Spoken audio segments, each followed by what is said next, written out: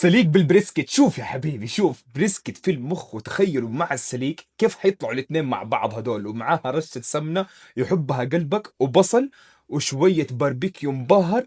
اسمعوا ترى حتاكلوا لقمة وربي يا مرة طعمة. فعلا غيروا قواعد السفرة الحجازية. شوفوا اسمعوا، عشان ابغاكم تجربوه انا من حسابي حاعطي 10. بس اكتبوا في الكومنت السليق بالبريسكت عند باب العنبرية. فعلا الطبق خرافي ما يتفوت، واحسن حطب بيدخنوا فيه. هيا شوفوا كيف منظر البريسكت. اسمعوا البريسكت هذا اطعم من اي بريسكت في المدينه، واقولها وانا قدها. ويبان اصلا من درجات اللون الاحمر في اللحمه مدخنه صح، ومع السليق والسمن وتدخينه اللحمه والباربيكيو المبهر والبصل. جربوه من الاخير. وفي كمان دجاج مدخن ومحلي. التنمية أجود شيء، وكله شغل أيدي سعوديات.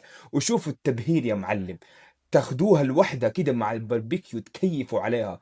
ونفس الوضع باربيكيو مباهر. والصراحة الدجاج واللحم الاتنين أطعم من بعضهم.